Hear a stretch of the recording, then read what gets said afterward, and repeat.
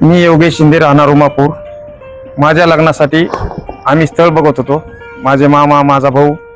तर ही बातमी माझ्या गावातील लग्न जुळवणाऱ्या एजंटला मिळाली। तर ते माझ्या घरी आले। ते मला बोलले, माझ्या मामाला बोलले, माझ्या भावाला बोलले की आमच्याकडे एक मुलगी आहे बिना लग्नाची, तर त्यासाठी तुम्हाला 3.5 लाख रुपये द्यावा लागतील। तर त्यांनी हो नाही करत 3 लाख रुपयामध्ये डन केले। 3 लाख रुपये त्यांनी कॅश घेतले, काही फोनपे, 1 लाख रुपये कॅश, 2 लाख रुपये फोनपे, आणि एक 3 दिवसांनी लग्न करू म्हणून त्यांनी मुलगी आणली। 1-2-3 दिवसांनी उमापूर येथे उमादेवी मंदिरात माझं लग्न लावून दिलं।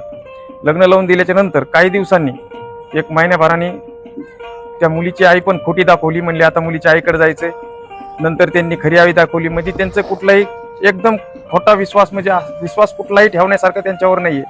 ही जी टोळी आहे, ह्यानंतर त्याच मुलीने परत आम्हाला दाखवलं की माझे 8 लग्न झालेले। तिने स्वतःहून आम्हाला दाखवले, कारण की ती 1-2 महिन्याच्या नंतर निघूनच जाणार होती। तिला असं काय जाता आहे ना, त्यामुळे तिने सांगितले आम्हाला की माझे 8 लग्न झालेले। तिने स्वतः आम्हाला प्रूफ दाखवले। प्रूफ दाखवल्याच्या नंतर हे त्याचं प्रूफ, हे जे 8 लग्नाचं आहे ना, हे 8 लग्नाचा तिचा प्रूफ, हे 8 लग्नाचा प्रूफ। गणेश अंदुरे आणि राधा अंदुरेने माझी फसवणूक केलेली आहे, आणि माझी एकच मागणी आहे, त्या मुलीचं, तिचं नाव आहे, त्या मुलीचं नाव आहे भारती जितेंद्र गुमास्ते। तिचं वय आज रोजी 19 वर्ष आहे, पण या अगोदर त्यांनी 8 लग्न केले। त्या अगोदर त्यांनी 2023 पासून ही त्यांच्यासोबत आहे, आणि 2023 पासून ही त्यांच्यासोबत 8 लग्न करून माझ्याकडे आली 9वं लग्न करायला। आणि शेवटी मी तिला सोनं, दागिने जे काय केले, ते घरात पैसे होते, माझा भाऊ, माझी आई सगळे पुण्याला असताना आम्ही दोघंच घरी राहायचो।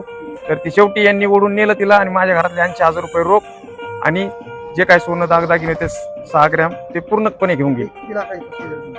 माझी एकंदरीत 9 लाखाची फसवणूक झाली। SP साहेबांकडे माझी एवढीच मागणी आहे की माझे हे गेलेले पैसे मला परत मिळावे, आणि मला न्याय मिळावा, की यांनी सजा द्यावी, यांचे जे काय कार्य केले यांनी। माझी मागणी अशीच SP साहेबांना की जी माझी फसवणूक झाली ही आणखी इतराची होऊ नये, आणि ही जी बीड जिल्ह्यामध्ये किंवा इतर जिल्ह्यामध्ये जी टोळी ही सक्रिय झालेली आहे, यांना जेरबंद करावा, यांना आळा घालावा, माझी एवढीच मागणी आहे। योगेश शिंदे।